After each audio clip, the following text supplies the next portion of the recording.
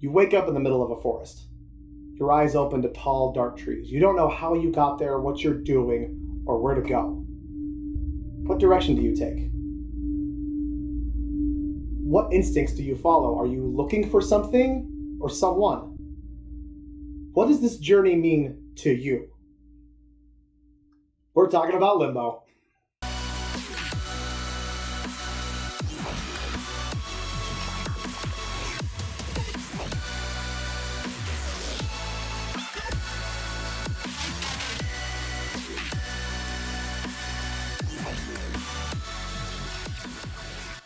What's up, everybody, and welcome to 3VO, where we're all on the same team. I'm your host, Jordan. And I'm your other host, Brendan. And if you're new here, we are just two big old nerds that just absolutely love video games and just love talking about them. So if you two were like us and just absolutely love video games so much you have to scream about it, then this is definitely the place for you. Today we're going to be talking about the indie platformer Limbo. But before we get to all that, as always, I've got to check in. Brendan, how are you? I'm doing well, thank you. I'm pretty busy right now. Really? I've had a lot of time for gaming, like a little bit, but okay. Mostly I'm planning for our wedding. Mm-hmm. So a lot of that going on. Thank you. Most of my attention is directed towards that. But I've been doing some like digital art. I've been getting into like using Procreate. I made a little GIF for the podcast that's kind of cute. I'm very proud of it. It's super cute. I love it so much. Right here. Yeah, can we please throw it in? I love it. I love it so much. But yeah, so no, just kind of like dicking around and working all the time. And when I'm not doing that, I'm like just getting ready for the wedding or studying Spanish because we're going to Mexico for the honeymoon. Right. Yeah. So, and like I speak a decent amount of Spanish, but like I need to like practice. Yeah, well, you also know like Latin a bit too, so it's like that has to be like a big stepping stone into almost any language. It helps. Well, any Romance language, absolutely. Of course, yeah. But yeah, I mean that was so many years ago. True. So I'm practicing. I'm on Duolingo. We're not sponsored, but like, no. Shout out to Duolingo. I used Duolingo for a little bit when I was going to learn French. Oh, and it was working great, but I just fell out of it. Yeah, it can be hard to keep up. But yeah, I mean, that's gotta get back in. Just knowing a second language, I feel like is super helpful. Mm-hmm. And Spanish, especially living in California, is absolutely has to be just like the best thing. It's very helpful. It was nice when I was working at my previous job because I could help people. In English and in Spanish and in American Sign Language.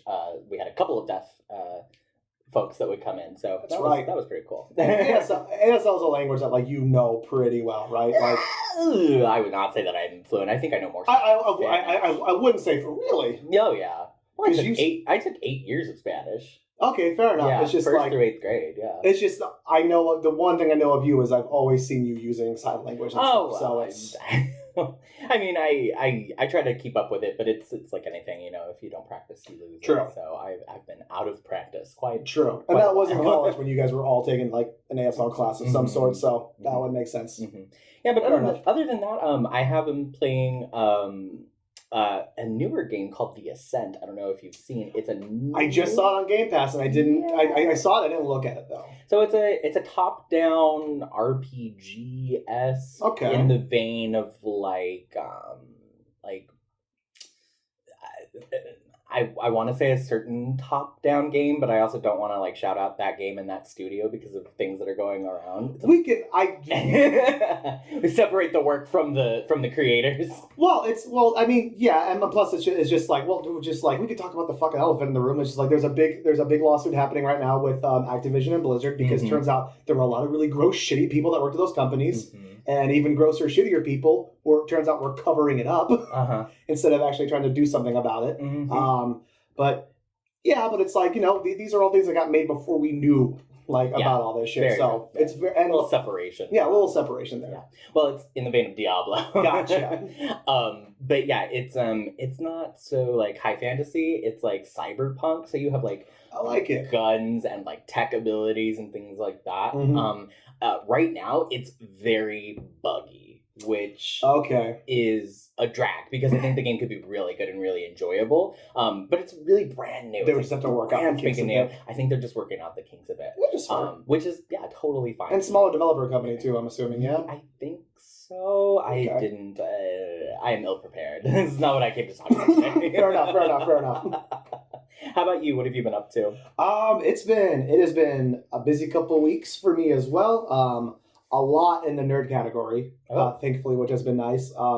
I've just kind of taken the last couple of weeks as looks like mandates and more lockdown stuff is starting to roll back in as things being as they fucking are. I've just kind of been hit with the stress of it, so I've just been like, all right, so when I get home, I'm just going to go and do things that make me less stressed, which has been playing video games, thankfully. Nice. But as we're approaching the season of this boops, I've been kind of feeling that a bit more, and also as part of that, I have two of the remakes for Resident Evil 2 and 3 that have been sitting in my Xbox, and I haven't touched them at all. Well, I touched 2, but then I got lost in the fuse because it's a puzzle game on top of being a survival horror game. Just out yourself like that, Jordan. Oh yeah. I got confused, so I was just like, fuck it. Okay, I'm gonna sit there. I'm gonna dedicate time. I'm gonna play them, and I'm happy to announce that I've beaten Resident Evil 2 and 3. Oh yes, very nice. Did them both. Well, 2 was a bit tricky because it's a big puzzle. Game 2, so actually beating the game takes 5 hours at most, but figuring all the stuff out is where your time really goes into. 3 is a straight up arcade shooter, which I don't mean it's a bad thing. It was just but that was just able to. It is what it is. Yeah, it's very linear. Each moment of the game was basically just go find this thing, run back, and then just and that was basically just the biggest thing was a little maze thing I had to navigate myself through, but that wasn't that bad. And then other than that, the other thing I've been dedicating all my nerd time to, which I'm very happy about. For those who don't know, me and Brendan are into D&D and are currently going through a campaign with our buddy Connor, who's been our DM. But I got interested in wanting to DM, so I'm currently working on putting together stuff for a campaign. It's the starter kit campaign. It's the Mines of Vendalver. Vendalver, thank you. But I'm kind of going through it, looking at and I'm keeping the structure pretty much the same, but I'm just kind of adding in my own flavor in little spots because I'm just because in some spots it's just and they walk into a shop, and if you walk into the shop, they got this and this and this. I'm just okay, but what's the shopkeeper like? What kind of what are they up to? So I'm just now I'm giving it a little bit more of my own personality in there as well. Sprinkle in some flavor. Because I'm just if it's my campaign, I'm gonna make it my campaign. No, absolutely. And I think that's a really good quality to have as a DM if you can put a lot of that into things beforehand. Yeah. I'm the total opposite. I'm I can't think anything out. I have to make it up in the moment. Otherwise really? It will not be good. Oh yeah. I'm always flying by the seat of my pants when I'm DM. Oh, I'm sure it's going to end up happening anyway. No matter what, that's probably going to be happening. Very true. But I'm just let's give it a shot. See what happens. One of the best pieces of advice I've heard from a DM who I can't credit because I can't remember who said it. I want to say it was Gus the Bard on TikTok, but I could be totally wrong. It might be Brendan Lee Mulligan. But the piece of advice is whether you make it up 10 days before or you make it up 10 seconds before, you made it up. Right. Oh, no, it's true. That sounds like a Brendan Lee Mulligan line. It sounds like a Brendan Lee Mulligan very much sounds like a Brendan Lee Mulligan line. I wish I could properly credit who had said it. I don't feel bad. But no, I've been watching his podcast where he just talks about D&D. Oh, the Adventuring Academy? Yeah, which has been really, really cool. Yeah. And I'm a big Critical Role fan, so just watching Matt Mercer DM has just been absolutely inspiring and really fun. Absolutely. So and just I mentioned that at our last little fucking session that we had. I told our DM Connor, I was just I'm so sad I waited this long to admit I wanted to play this game. So I'm 32 and now I'm getting it. I had no regrets about time or whatnot, but I'm just I could have been having this much fun 10 years ago. Are you kidding me? Come on. What was I doing? What was I being such a prick? Well, you had to wait for it to become popular, and then you were okay, I'll try it. No, that wasn't it. That really wasn't it. Because there's other popular things that I have. I have no interest in Fortnite. And that's the biggest game on the planet right now. We know why that is. Yeah. And you can make money playing it too, so it's yeah, that's true. You can make money doing anything, though. It's true. Capitalism. Ding. So let's fade out on that.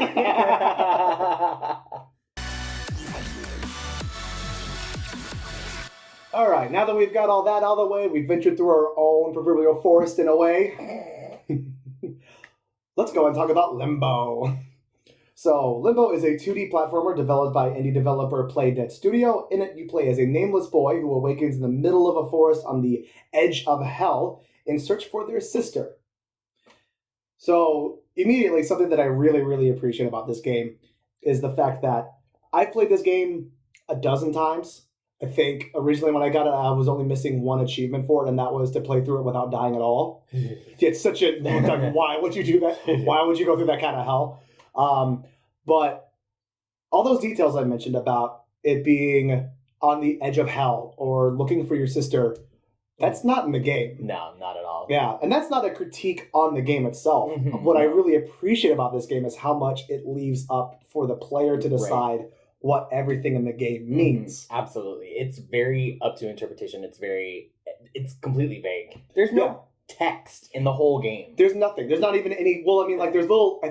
No, or is that inside? No. In this one, there's like little notes that are kind of like extra bits and pieces you could find that kind of give you some hints as to like other things happening in this world of Limbo, I guess. But like other than that, yeah, you're right. There's like no text. There's no like, and there's no narration or anything either. There's nothing to indicate exactly what you're doing. There's like barely music. There's barely music. I don't even know if I'd honestly count it as music. It's more ambient background sound, which is technically what music is. Cut. But what I mean by that is like it's not how you think of music in a game traditionally. Yeah, it's not like it's more setting the environment and the tone. Yeah, more than anything. There's a couple moments like where you're going through like the big rotating rooms and you're like kind of moving kind of fast, trying not to die. Those I think have some underscoring music, but it's very minimal. Yeah. Oh yeah, and the first part where the spider creeps up to you and whatnot, there's some stuff there, which is we are definitely going to be talking about the spider because that's one of the best things in a video game on the planet. Absolutely, I love that shit so much. But it's just like it's just like the way that I kind of saw it was just like it is leaving it up for you to fill in the blanks. Absolutely. And something else I like about the game too is that it kind of assumes a knowledge of gaming, or at least at a certain point. I feel like at this point it assumes that platformers are so old school and ingrained in gaming culture that it doesn't even give you like props for like how to run the game. There's no like gameplay like hints and whatnot. It's just like you start off and it's just like I'm gonna go right. Yeah, pretty much. Yeah, and it's 3 controls. It's move, jump, grab. That's all you got. Yep, that's all you got for the game. And it's all just like for me, any game that could have a very simple gaming mechanic and still manage to center a whole game around those simple mechanics is fucking perfect to me. I wholeheartedly agree. I think it's really cool that there is like an official like interpretation of the game. I love it. But because it's so strange, because like for me, I'm like I didn't get any of that from the game. That's not even what I came up with to fill in the blanks for myself. You know what no, not at all. Like I mean, what was your take on it then? Well, okay, the game is called Limbo. Yes. So we can assume that you're in limbo. Like I think that's a given. But that's, I mean, aside from that and the menu, that's like really the only like important text that you see in the game. Yeah. And so like the girl that you're kind of following, that you only see like once at the beginning and then once at the end. Where do you see her at the beginning? You see it like it's like for a second. You like come up and she's sitting there. And then you have to like go back for some reason, and then when you come back through, she's gone, and the whole place that you're in looks different. Oh yeah, you're right. I remember what that part is, but you're right. Yeah. I remember that now. No, Garrett had to point it out to me. I was like, you saw it? You're right. You go running up, and then one of the worms jumps into your head. Yes. Which we have to talk about the worms thing. Well, too. Yeah. We'll get there. We're gonna get there. We're getting there. I have patience. But yeah. It's like the first or second worm. You come up, you get wormed, and then you have to walk backwards because of the worm. If someone is watching has not played the game, that's such a confusing statement. You know, just like, you walk up and you get wormed. And then you go back. You get dewormed. Let's just explain real quick. It's a game about running a veterinary clinic. And what a weird game. You know vet simulators out there. Probably. It exists. Yeah. So let's dive into some of the things that you do in Limbo. Oh my god, absolutely! Other than walking and grabbing and jumping. Yeah, but when you break it down, I mean this is a compliment. That is what you're doing. You're walking, grabbing, and jumping things. But just the way that they are able to stretch those simple mechanics out through a game that's, if you know what you're doing, like 3 hours long, 4 hours long, maybe. Yeah. At the most, probably something like that. Maybe 2. I was able to I beat it in 2 days, but that was just because I had other shit to do, so I had to stop at a certain point. Mm. And this game still had some moments of puzzle mechanics that I was just like, what do you want me to do? Yeah, definitely. There's a couple of points where you're just like, wow. Which is the only thing that is frustrating about not getting hints, because you're just like, I don't know how or what. But it's also one of those really annoying puzzle games where once you kind of go, oh, I get it, you're like, God damn it, it was so easy. Yeah, definitely.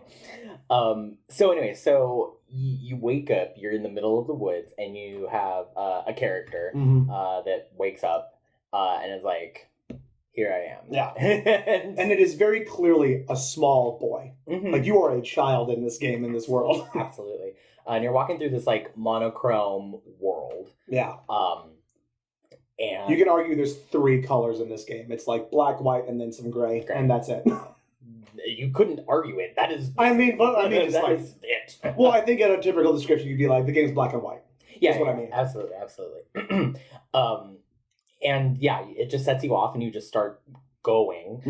And then creepy stuff starts to happen. Some of the creepiest shit I've ever seen that didn't include just a ton of graphics. Like, this is sort of very counter to our Outlast episode in a certain sense, where, I mean, only just because, like, Outlast was a much sort of bigger game on a certain scope, so you had, like, more graphics, so, like, and, like, you had a lot of details you were able to go into in terms of, like, seeing the bone on, like, the guy's fingers as they get cut off, and, like, just watching blood fly out from characters and whatnot.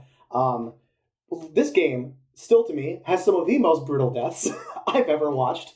They're somehow more gruesome with less detail. There's something about that's way more gruesome. I don't know if it's that thing where it's like, because you always get the argument of like the book that the movie's based on is always going to be scarier because it's left to your imagination. So I wonder if there's something to keeping it so simple visually that your brain kind of fills in the gaps. Absolutely. I think that makes it worse. Yeah, it's like having the deaths occur off stage and just talking about it, or off screen in a movie or something, or like you see the shadow of the hanging body or whatever it is. It makes it 10 times worse. Yeah, I think it's exactly the same. Yeah, and also the fact that you're a child that's getting killed over and over and over. And that's the thing, and that you bring it up, you're gonna die. You are going to die in this game. Unless you've played it a couple times and you know what you're doing and you're going for the no death achievement. But like the first time through, you're going to die a lot. And like it becomes kind of a part of the game. Like it's its own mechanic. Yeah.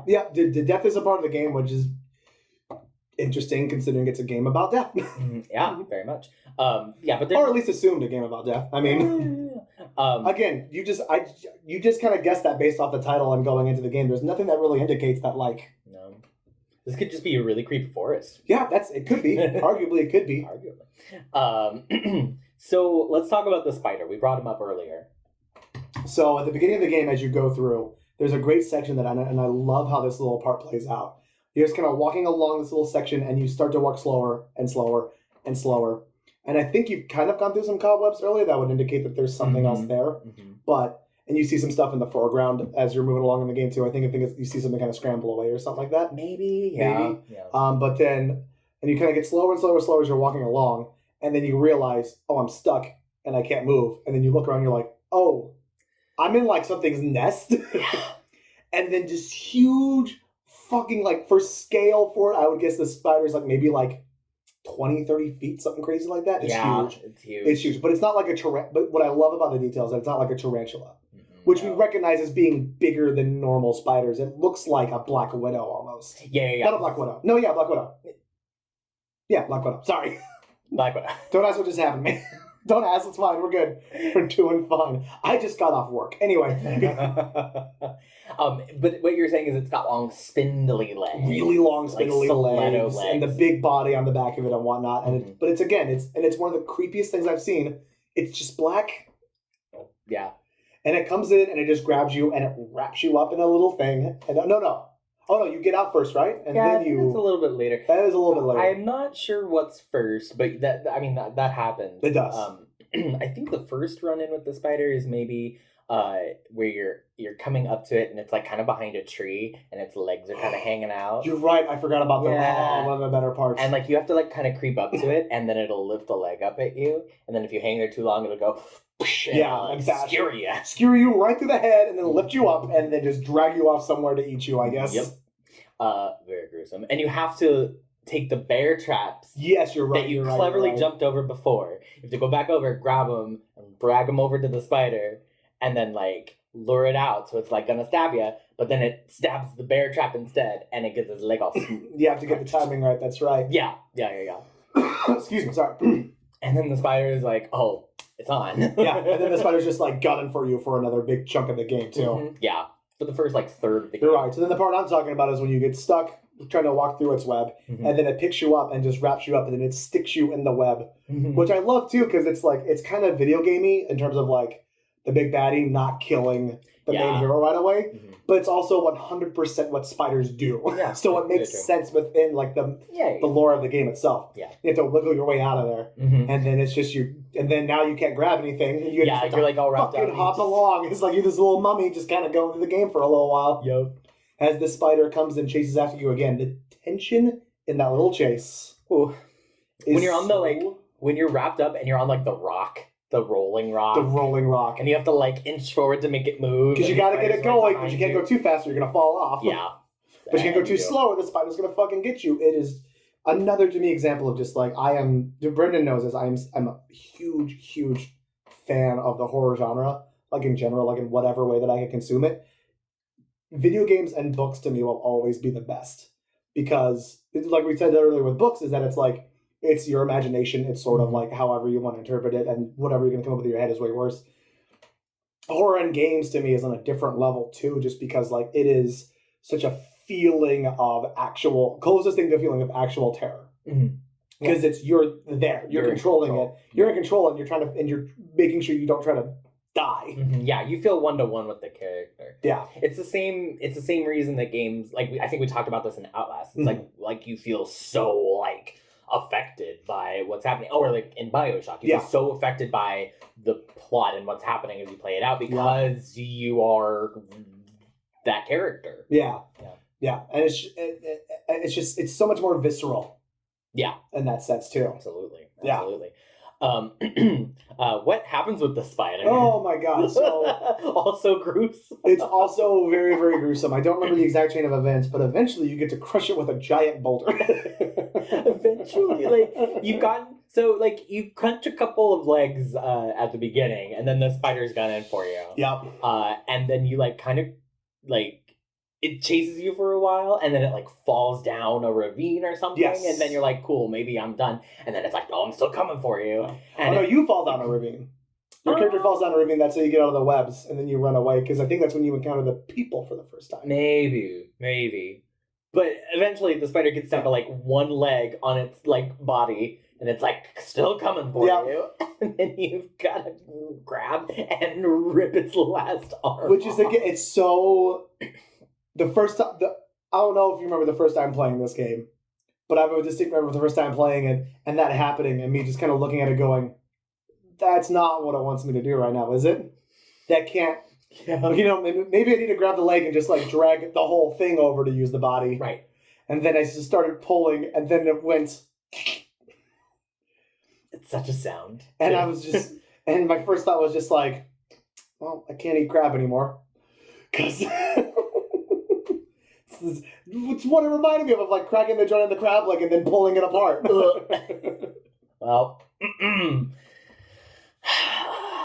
Hey, misery loves company, all right? If I'm going to suffer, you're going to suffer with me.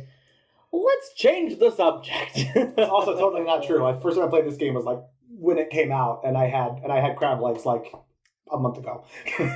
So clearly it didn't actually affect me. Good, I'm glad. But the sound and the pull and the little tendons that are still attached for a second, it's all just it's all really gruesome. I think that's the bonus too of sort of simplifying your imagery and your color palette too, because then you could just be oh, but these little intricate little details, those get to be way bigger and cooler now too. Yeah, that's actually a really interesting point, because everything is very cartoony, cartoonesque. Yeah. Your little boy cutout looks like it's from a 1930s pro war poster or something like that. Yeah, very Fallout, that little character. Yeah. Yes. But yeah, so when you have the gruesome deaths or like that, you can get those really fine details, and it heightens those because they stand out so much apart from the rest of the style. Yeah. And that's the ultimate demise of the big bad spider. And it's we're kind of jumping all over the place with this, which is fun. I'm not complaining about it. But the other thing that I think is interesting too in the game is that, and I remember this too from the first time playing it, is the discovery of the other people that exist in the world too. And then that happening, and then the discovery of like, oh no, they're my enemy. Very quickly. And it's just like, again, no indication of like how long. I mean, like you get the clues that like they've been here for a while because they have like traps and buildings and like things like that established, and like clearly some sort of like a village, like a culture society that they've kind of been or a society they've been able to sort of develop. But it's interesting. There's no indication for like why, as an outsider, all of a sudden they're just like going for you too. Full aggro, yeah. Full aggro against you. Like you get spears thrown at you. They have traps they're trying to get you with. A really annoying, intricate one with two of the bear traps on little like ropes that come swinging down at you at different times. Gosh, I hated that part so fucking much. Yeah. I don't know if you thought this, but when I was playing it through the first time, when I saw the people, I had, as a gamer, I had the reaction of like, oh cool, like I'm gonna maybe talk to them, I'm gonna like find out more about the story. Like we've had all of this 100%. I assumed it was gonna be an NPC who would give me the info dump of like, here's what's going on, here's what's been happening, like and then nothing. They just tried to kill me. Yeah. And I think that makes it even more of a letdown when they turn out to be enemies. You know? Absolutely. Yeah. But it's also cool in that sense too, because I think it's still using sort of, it's kind of using your own like assumptions about what a game is going to be against you. Yeah. Because we both assume like, oh, NPCs are going to help me out here. Nah, they're trying to kill me. And then that's just like such a jarring thing as a gamer to be like, oh, so there's just nothing friendly in this world at all. I am just running and trying to get away from things. Okay. Cool. Great. Yeah. Another unfriendly thing are the worms, the brain worms. Those little goddamn fucking worms. Those little shits. The first time with the glow when it gets you can be really jarring as a player. Oh yeah. Because like I remember distinctly the first time I was playing through, I got wormed, and I didn't even know what was happening because I was still going in the same direction that I wanted to be going in anyway. I was like, oh, I can't jump. So I thought, okay, cool, like I can't jump, whatever. Yeah. Like this worm means I can't jump. Is like my first thing. And then so I was like, kept going, and then I got to a point where I like was like, oh, I should go back, and then I couldn't. And I was like, wait, what's going on? Like, it was so distressing. Oh god, yeah. Yeah. No, I totally get that. I had a similar one this last time playing it where way later in the game you get hit by one again, but it's like you gotta make the water go up in a certain level. Yeah. And then there's a ladder you have to get onto and like sort of jump over into a different area. And so I did that, and I already knew the path because I played the game before. So I was like, oh, I'll just skip the whole section where I get lost and get turned around and da-da-da-da-da. I'll just go left, hop up the ladder, go right, and hop off the thing. If you're already set on the path to go left with the worm, you're gonna keep going left. Yeah. So I tried to, so it let me hop off and go right, but then it just made my little fucking dude just turn the fuck back around. And he just went into the water. Yep, and drowned. And I think that's that was what the game developers were trying to communicate is like the worms want you to get to water and drown. Yeah. Because I think you see it happen on another NPC. The first introduction to him is you walk up to this little body of water and you see another one of the humans with the little glory worm stuck in his head, and he just walks into the water. Right. So the thing with the worms, and then you have to use his body to hop across the. Yeah. So the thing with the worms, dark. The game is dark in every sense. Just. So the thing with the worms is that they inhibit your movement, and they just keep you going on a straight line. You can't turn around, and you can't jump, and you can't grab anything. I don't. You can still jump. Can you? There was definitely stuff that I would have been able to get over as the worm. You could definitely jump. I guess you're right. Yeah, my bad. Because there's the part with the saw you have to get over while you're glowwormed. That's right. But you can't change direction until you hit a light source, and then the glowworm will be like, I hate the light, and like make you turn around. And then turns around. Yeah. So the game uses that mechanic to sort of coax you into certain paths, and they use it for puzzle solving and stuff too. Oh yeah. And the other way to get rid of them is these weird creatures that also kind of hang down from the ceilings and stuff. You have to jump up towards, also proof that you can jump, because you have to jump towards those things. I didn't say you were wrong. I misremembered. You're fine. And so one of them can like bite it off your head and go, which is also brilliantly introduced in the game. Just I love the way this game foreshadows itself so well. Because there's another section right before you get to those where you see those little things and they're fighting over a worm like in the air and they're like pulling it apart and stuff. And like I remember the first time playing it and getting one stuck in my head and I was just like, oh, I gotta get back to one of those little fuckers who eat these things. I'm gonna go find those guys. Okay, cool. Yeah, which is so cool because like if like you would miss that detail, like you might have been. I mean, you wouldn't have been fucked because you would have gotten there eventually. Yeah, eventually you would have figured it out. Yeah, the game does a really good way, like has a good way of non-verbally communicating what you should be doing. Yep. Yeah. Mm-hmm. Yeah. Yeah, just like and just in general as like I don't play a lot of like puzzle games because some of them it's just like it's a little bit too. I don't know. I feel like puzzle mechanics can get a little bit too full of themselves, if that makes any sense. No, please elaborate.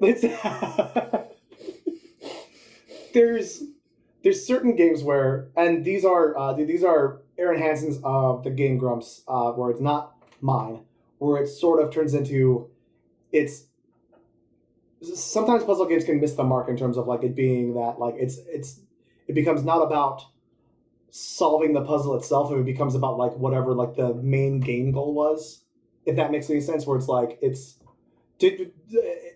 about the game makes it about like, oh, you got the door open, or like, oh, you got the chest open, or blah blah blah blah, where the satisfaction from, for me at least in a game like this, for like completing a puzzle is going, oh, I got it. Like I figured out, and the satisfaction of knowing that you were right.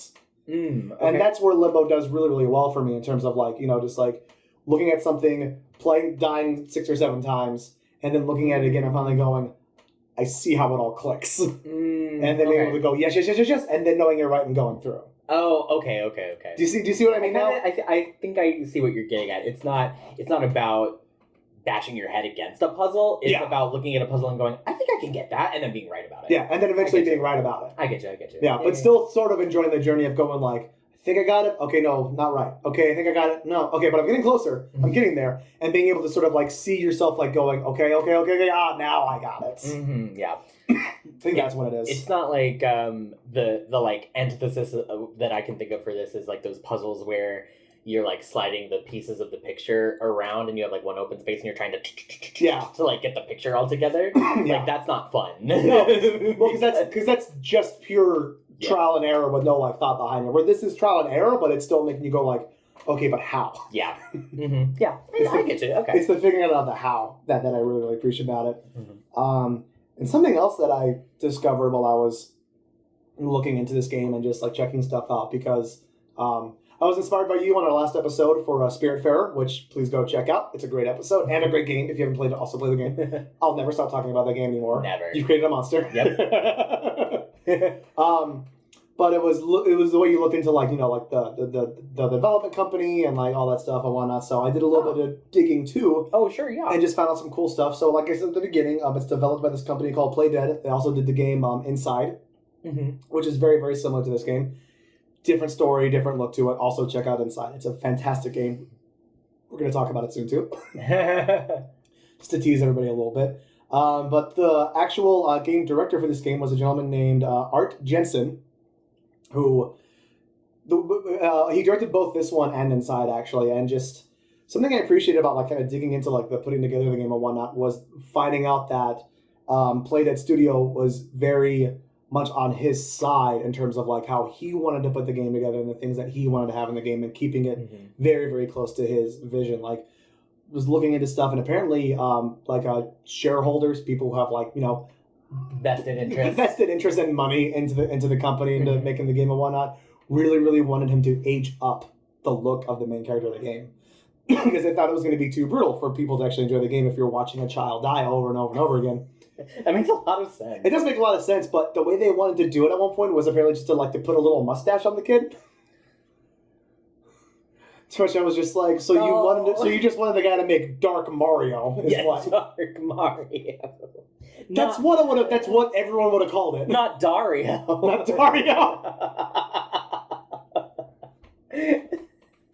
If Wario didn't already exist, it'd be like that's like his dark brother. It's a me, Dario. Just dies over and over and over again.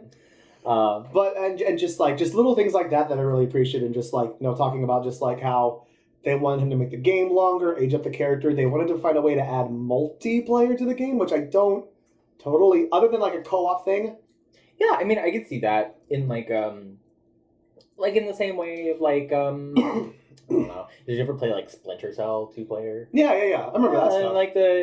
You gotta do this so I can do this so you can do this so co-op puzzle solving. I could see it. I could see it, but my only thing for that was that I feel like that would kind of take away the feeling of isolation in the game too. Because you feel very alone. Mm-hmm. No, I hear you. I could see it happening, but I hear you. I think it's better without it.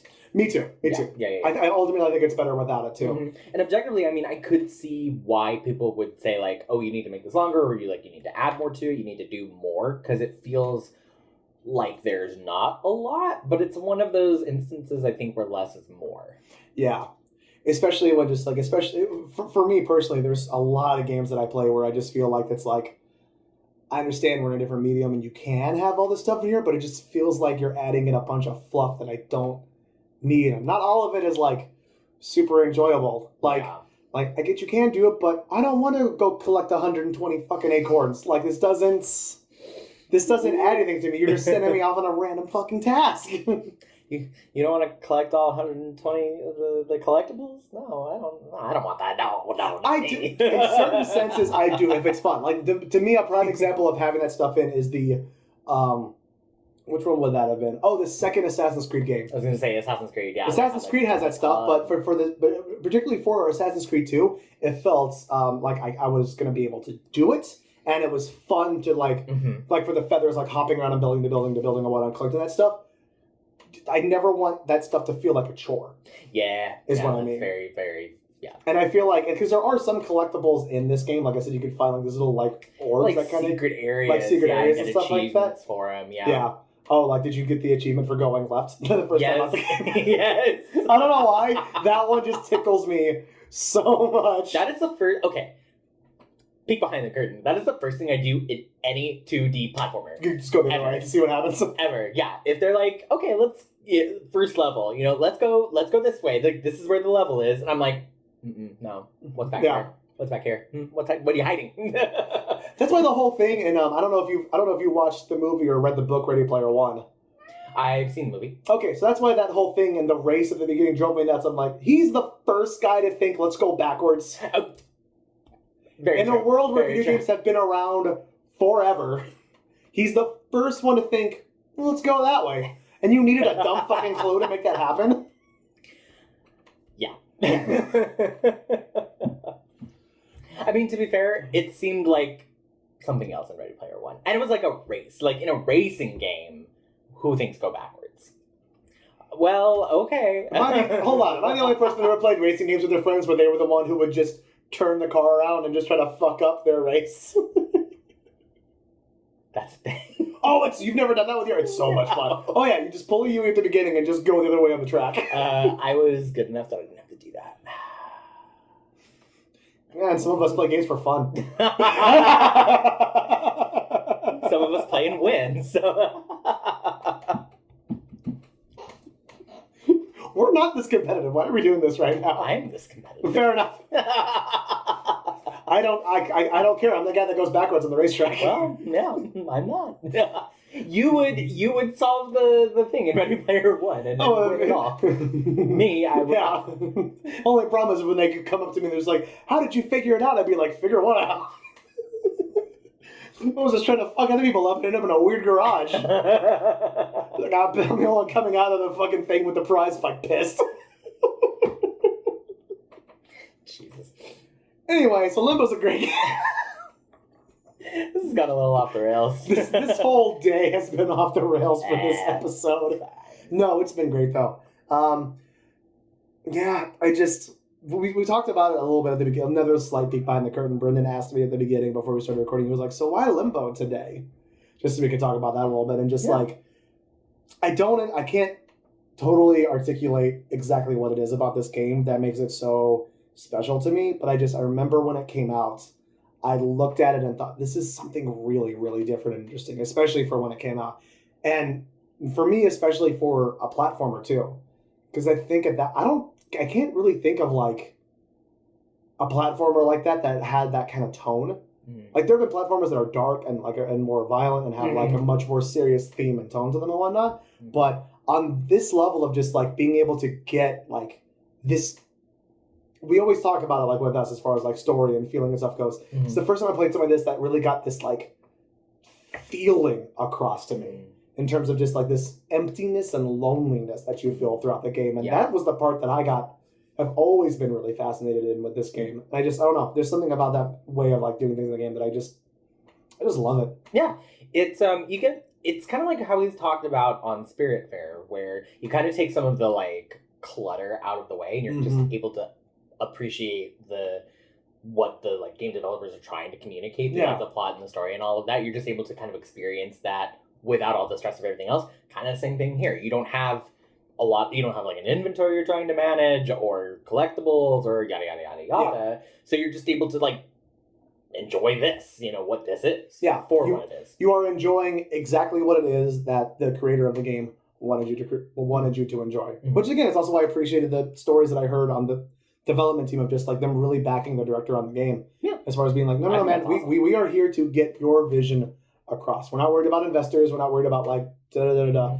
And it's like to get something slightly annoying too, because it's happened to me twice now. So I bought Limbo on Steam so I could play it. And then like a week afterwards, it came out for free on Game Pass, which is great. But the game is now like 10 something years old at this point. Should have gotten a date down, but it's an older game at this point, and it's still like being put on like newer consoles and still being sold on like things and whatnot. And it does really well. And I don't know a lot of people that I talk to who have played this game and don't like it.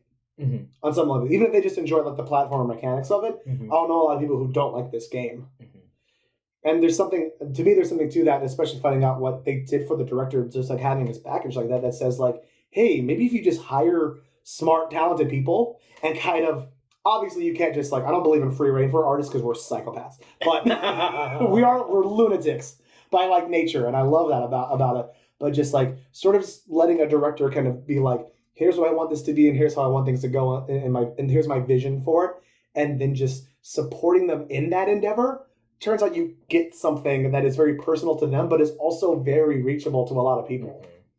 Because there's something to this game that like kind of hits like a little deeper than like a standard platformer would be. Yeah, absolutely. You know what I mean? Yeah, I totally agree. It's that experience of loneliness, I think, just like really hits right here. Yeah, the experience of loneliness and just like looking for something to end that feeling of loneliness is kind of what it breaks down to. Yeah. And something that just feels sort of, it's getting the feeling of something that just feels close but out of reach at the same time. Yeah. That I really like, which is kind of the whole thing about death. We did 2 games back to back that were about death. Well, you did. I had a very fun in between game. Fair enough. But both on opposite ends of the spectrum in terms of like the discussion of death, which I also think is very, very interesting. Yeah, very. So where can people find Limbo? It's on which one? One of the passes. It's free right now on Game Pass. I complained as a fucking bit. It's like $6 on Steam. Oh, okay. and the most, and I think it's on everything now. I think it's I know it's on PlayStation. I'm pretty sure it's on the Switch now as well. And on that, I think it's like maybe $15, $20, something like that. Oh man, I think that would be too much, but probably somewhere around that area. But like $20 or so, if that's it, it's totally worth the price. Like if you haven't played this game, I'd really, really recommend it. It does something really, really interesting as a platformer. It's kind of where I get to with it. That's why it's continued to keep my interest for this long, and why I wanted to talk about it on the show. Well, excellent. Well, I think it was a good idea. Thank you for suggesting it. Yeah, thank you for letting me ramble about it. Thank you guys so much for joining us today. We really hope you enjoyed listening to us talk about this wonderfully macabre title. if you played Limbo, what are your thoughts about it? Please be sure to let us know. And as always, if you have any ideas for future games that we can cover on the show, you can send us an email at 3BOpodcastteam@gmail.com. And you can also keep up to date with us on all of our social media accounts. We are found everywhere at 3BO Podcast. That's Twitter, that's Facebook, that's Instagram, and that's TikTok. You can follow us on all of those. Make sure that you like this video if you enjoyed it. Drop a comment, please, and make sure you hit that bell button too so that you can know when our new episodes are coming out. Thanks, guys. Bye. We're also on Grindr.